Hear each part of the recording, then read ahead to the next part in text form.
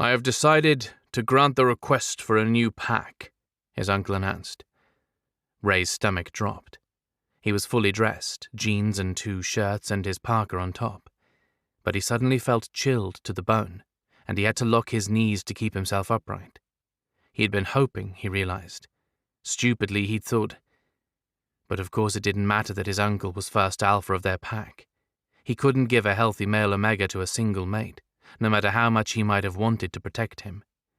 In a pack as large as theirs, a split had become inevitable. Many would argue Ray's new status was a direct result of the need for an omega to form a new pack.